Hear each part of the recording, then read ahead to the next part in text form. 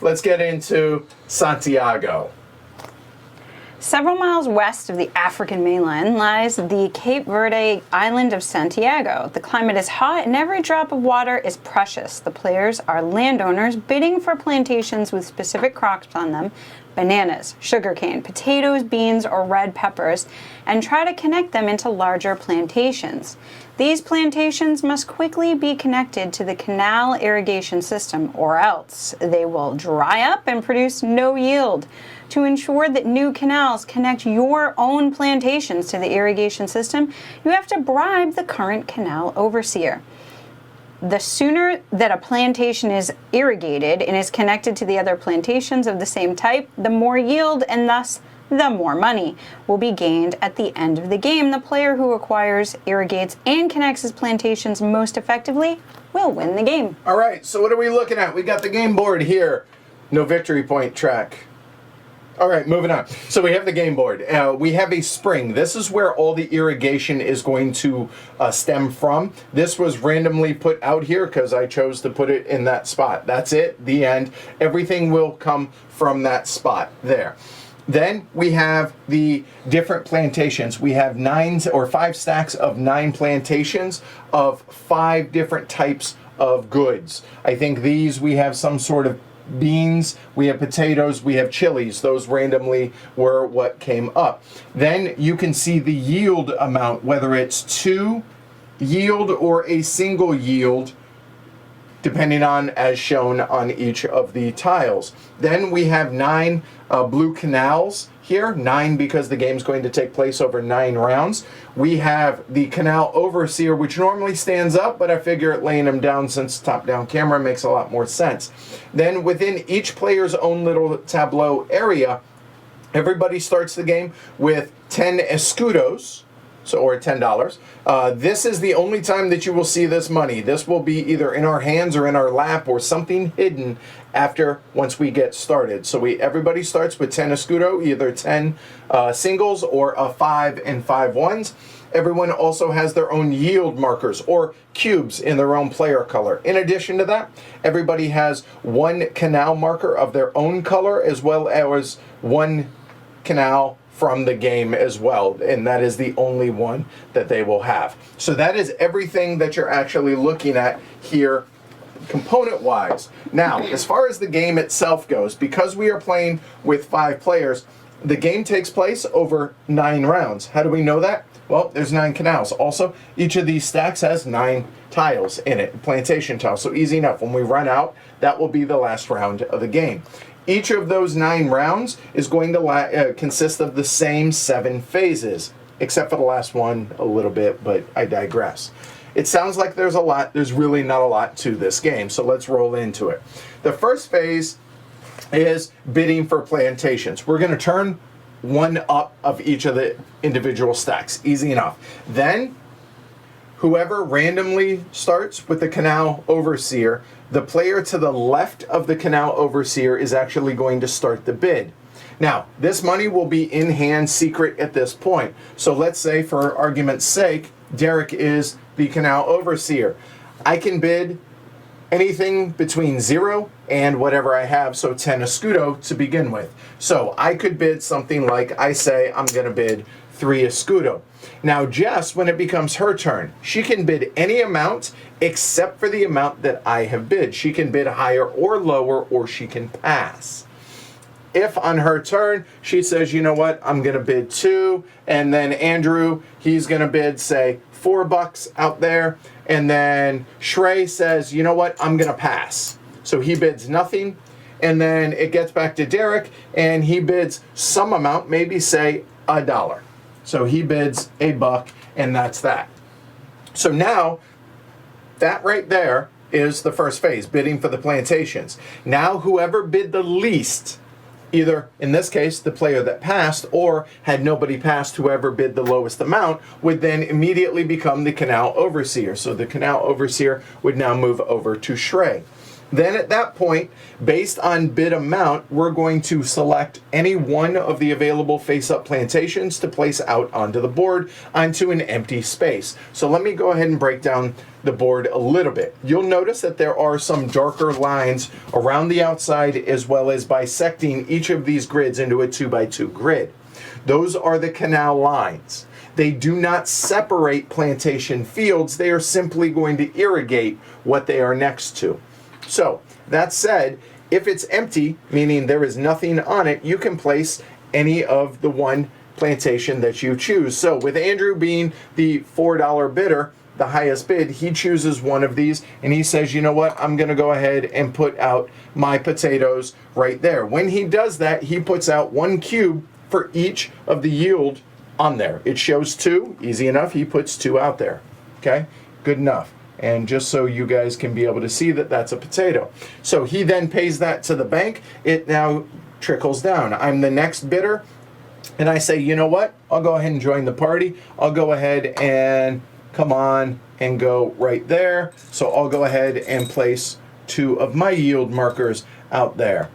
Then we look at who bid 2, that would be Jess. Now she has an interesting decision. She could get the 2 beans or the 1 potato. Now why that's going to matter is when it comes to final scoring, because your final score is going to be money left in hand in addition to each of your yield markers multiplied by the tiles in an orthogonally adjacent plantation group, okay? So for instance, if it were like this, like there, those would not be orthogonally adjacent. So that would be a group of 2 times 2 of my plantation or my yield markers. That would score me 4 points at the end of the game.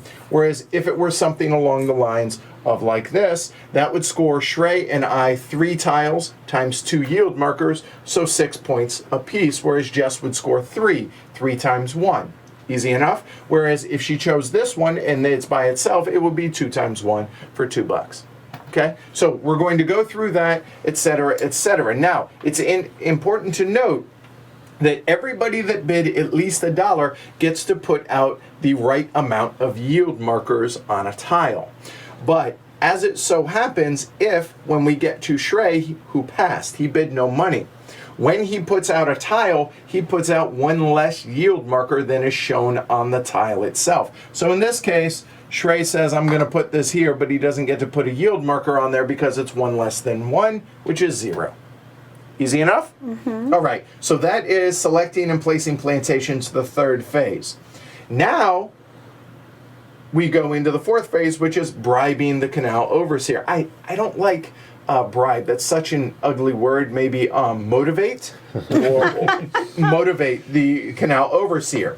So now the overseer, being Shrey, it starts to the left of the player, or to the left of the canal overseer, so Derek in this case.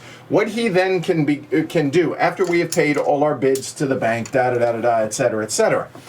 Now at this point, and let's say that it ended up like this, now he can go ahead and put some amount of money, and we'll just put it in front of us to make things simple. He puts down his colored canal saying, hey, Shrey, I really would like you to put the 1 canal that you're going to be able to place as canal overseer over here, and I'll go ahead and grease the skids and motivate you a little bit with a couple of bucks. Then it goes to me, and I could do well, I'm over here, so maybe I say, hey, Shrey, I'll go ahead and, grease the old skids. I'm only going to go $1 in this case. Well, then it goes to Jess, and Jess says, well, you know what? I kind of like that idea.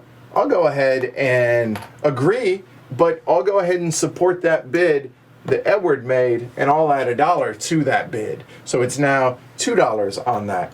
Well, Andrew really doesn't have a dog in the fight here because he's okay either way, because either way it's going to be irrigated, his plantation field, right? So he says, you know what? I really don't care. I'm not going to spend any money. I'm not going to bid. So now Shrey has a choice. He can either accept the $2 from Derek and go ahead and place one of the canal there, or he could accept the $2 from Jess and me and place it there. Or he could go in his own direction.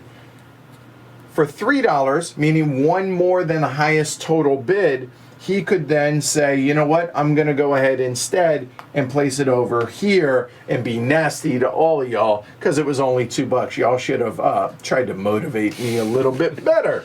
So in that case, we all keep our money as it was. We get our markers back like so. There and there. And that is bribing the canal overseer there. Oh, go ahead. Actually, let's leave it out there for now. For our example. Then that's step 5, which is placing the extra canal. So basically, step 4 and 5, everyone's greasing the skids, and then Shrey decides where it's going to go. Let me back up. That's phase 4. Phase 5 now, starting with the left of the overseer, any player has, or every player has, one extra canal, and the only canal that they're going to get for the entire game. So starting with Derek, going clockwise, you have the option, do you wish to go ahead and lay your one canal tile, or piece of wood, your one canal out to go ahead and irrigate your field? The option is you, and you say yes. Okay, so he chooses to. At that point, the rest of us do not get an option to do so because only one is going to be placed per round. So at that point, phase 5 ends. But if Derek had said no, it would go to me as an option. If I said no, it would go to Jess, so on and so forth, all the way around, finally to Shrey. Nobody is forced to place it. Once you have placed your canal, that's it. You never get another canal to place in phase 5 of any subsequent round, okay? Then we move into phase 6, which is drying.